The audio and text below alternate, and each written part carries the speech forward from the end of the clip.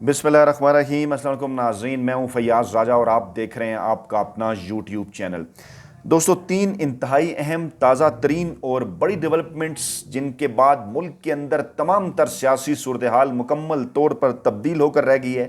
अहम तरीन सियासी शख्सियत की जानिब से आर्मी चीफ का तख्ता उलटने का दावा किया गया है। अहम तरीन और बड़ा इंकशाफ तफसीलात आपके सामने रखेंगे और आपको बताएंगे कि पाकिस्तान तहरीक इंसाफ पर पाबंदी लगाने के हवाले से साजिश बिल्कुल आखिरी लम्हे के अंदर तब्दील, आखिरी लम्हे के अंदर गेम उलट गई, साजिश नाकाम हुई। उसकी तफसीलात आपको बताएंगे और आपको बताएंगे कि सियासी जमात के वर्कर्स कन्वेंशन के अंदर खौफनाक धमाका, 20 अफराद जाँ बहक। क्या मुल्क के अंदर इलेक्शन मुलतवी हो सकते हैं? तफसीलात आपको बताएंगे और पहले कुछ दीगर ताज़ा तरीन अपडेट्स ताकि इन तीनों बड़ी खबरों को कनेक्ट करने में आसानी हो। और एक और बड़ी डेवलपमेंट ये कि सदर, वज़ीर-ए-आज़म समेत तमाम अवामी अहदेदारों पर तोशाखाना से तोहफ़ वसूल करने पर पाबंदी बिल मंजूर हो गया जनाब सेनेट से। और Toshakhana management and regulation bill 2023 का इसे नाम दिया गया, एक शिक के इजाफे के साथ मंजूर किया गया। और सदर, वज़ीर-ए-आज़म समेत तमाम अवामी अहदेदारों पर तोशाखाना से तोहफ़ वसूली पर पाबंदी होगी। और चेयरमैन सेनेट सादिक संजरानी की ज़ेर सदारत इजलास में Toshakhana management and regulation bill 2023 एक शिक के इजाफे के साथ मंजूर किया गया और कहा गया कि यह रकम अलग अकाउंट में रखी जाएगी और जो दूर दराज के इलाकों में बच्चियों की तालीम के ऊपर खर्च की जाएगी। इस बिल के तहत सदर, वज़ीर-ए-आज़म समेत तमाम अवामी अहदेदारों पर तोशाखाना से तोहफ़ वसूली पर पाबंदी होगी। सवाल उठ रहे हैं कि क्या मामला सिर्फ अवामी अहदेदारों से ही मुतल्लिक है? दीगर जो पाकिस्तान की अहम तरीन शख्सियात हैं यानी पाकिस्तानी इस्टेब्लिशमेंट की, उनको भी तो बाहर से तोहफे मिलते हैं, गिफ्ट्स मिलते हैं, उनका क्या स्टेटस होगा? और तोशाखाना में जमा होने वाले तोहफ़ को अवामी नीलामी के जरिए फ़रोख्त किया जाएगा। कदीम अशिया और गाड़ियाँ वसूल कंदगान को ख़रीदने की इजाज़त नहीं होगी। नवादरात को अजाब घरों में या हुकूमत की मलकियत वाली सरकारी इमारतों में डिस्प्ले किया जाएगा। और बिल ये भी कहता है कि तोहफे के तौर पर मौसूल होने वाली गाड़ियों को पहले तोशाखाना में जमा कराया जाएगा, जहां से ये गाड़ियां काबीना डिवीजन के ट्रांसपोर्ट प्रोटोकॉल पूल में मुंतकिल होंगी। लेकिन यहां पर एक सवाल पैदा होता है, अवाम की आंखों में धूल झोंकने के लिए इस किस्म के इकदाम तो उठाए जा रहे हैं, लेकिन माजी के अंदर नवाज शरीफ, आसिफ जरदारी, यूसुफ गिलानी, पाकिस्तान पीपल्स पार्टी और नवाज लीग के जो दीगर ओहदेदारान हैं जिन्होंने तोशाखाना से महंगी गाड़ियां सस्ते दामों खरीदी, जिनमें मरियम नवाज और दीगर नून लीग के रहनुमा भी शामिल हैं, उनके मुतल्लिक क्या होगा? क्योंकि अब ये कहा जा रहा है कि जनाब इजाज़त नहीं होगी अवामी नीलामी के ज़रिए ख़रीदने की, और जबकि पब्लिक ऑफिस होल्डर्स या रिश्तेदारों को किसी ज़ुमरे में तोहफ़ रखने की इजाज़त नहीं होगी, बल्कि पब्लिक ऑफिस होल्डर तोहफे वसूल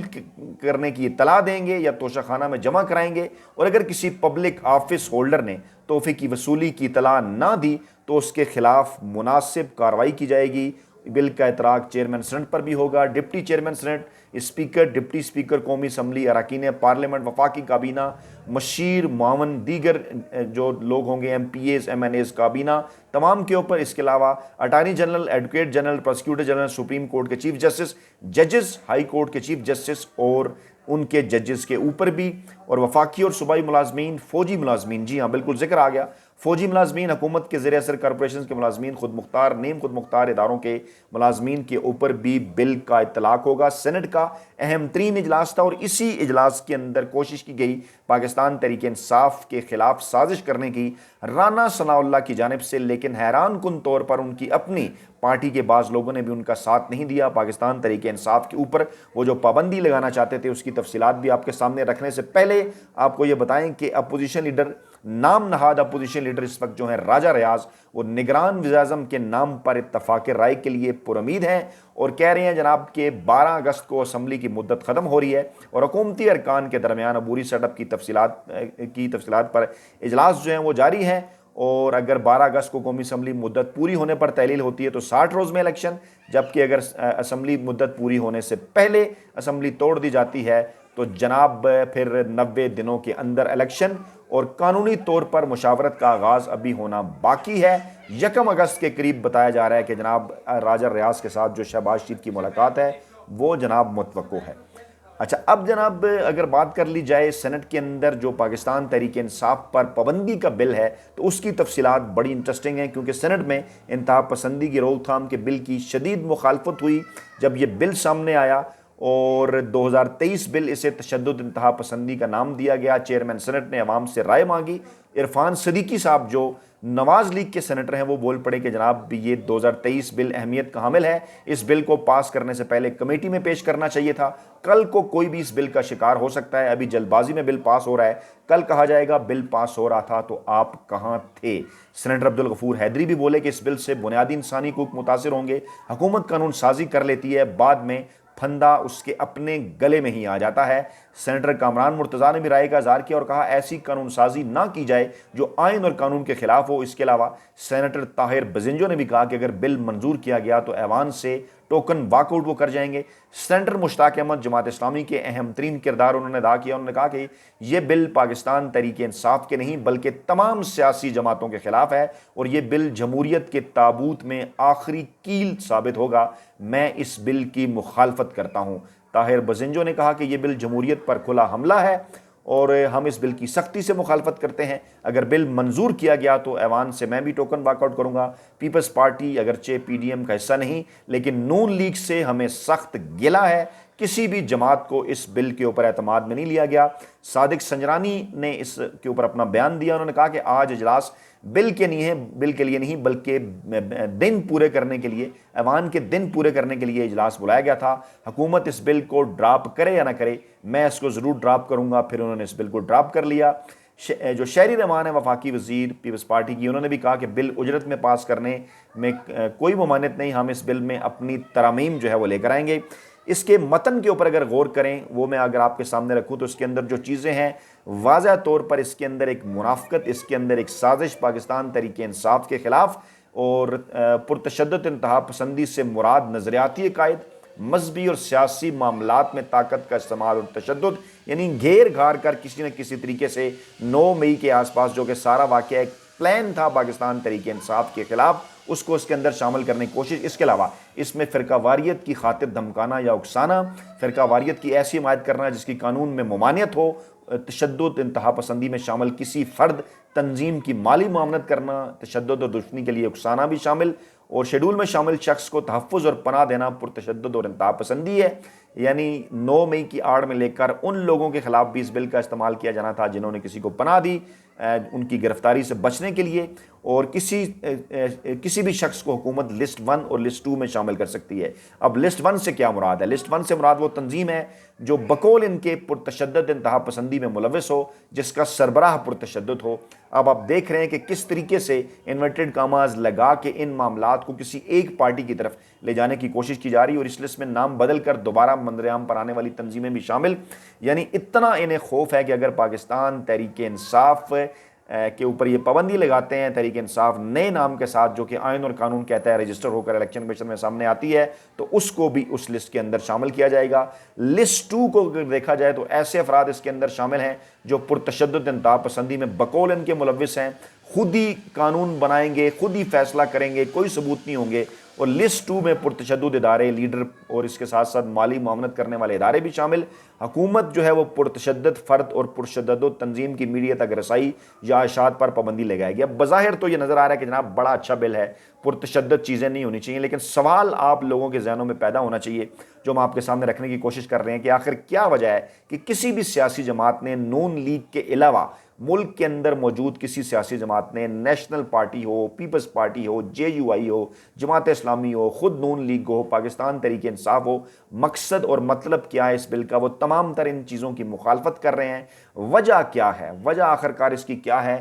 کیوں اس کی مخالفت کر رہے ہیں؟ کیونکہ اس کے اندر یہ بھی کہا گیا ہے کہ لسٹ میں شامل شخص کو 90 دن سے 12 ماہ تک حراست کے اندر رکھا جا سکے گا، 90 دن سے لے کے 12 مہینے تک، یعنی اس کو کہا جاتا ہے کہ پرسن اسپیسیفک قانون سازی، اور کہا گیا ہے کہ معاملے کی پولیس یا کوئی بھی ادارہ جو ہے وہ تحقیقات اور انکوائری کرے گا۔ 3 سے 10 سال تک سزا اس کے اندر رکھی گئی ہے، 20 لاکھ تک روپے کا جرمانہ اس کے اندر رکھا گیا ہے، اور یہ کہا جا رہا ہے کہ جناب جو معاونت کرے گا اس کو بھی 10 سال قید اور 20 لاکھ روپے جرمانہ ہوگا۔ اور اس کو جنگ گروپ نے کچھ اس طرح سے رپورٹ کیا۔ اگر اس میں ڈان گروپ کے حوالے سے بات کر لی جائے تو انہوں نے بھی کچھ اہم ترین چیزیں جو ہیں وہ اس کے اوپر رپورٹ کی ہیں، جس میں پاکستان تحریک انصاف کے حوالے سے بھی خاص طور پر جو ہے وہ اس کا ذکر ہے۔ جو سینیٹر ہیں ہمایوں محمد، انہوں نے کہا جناب کہ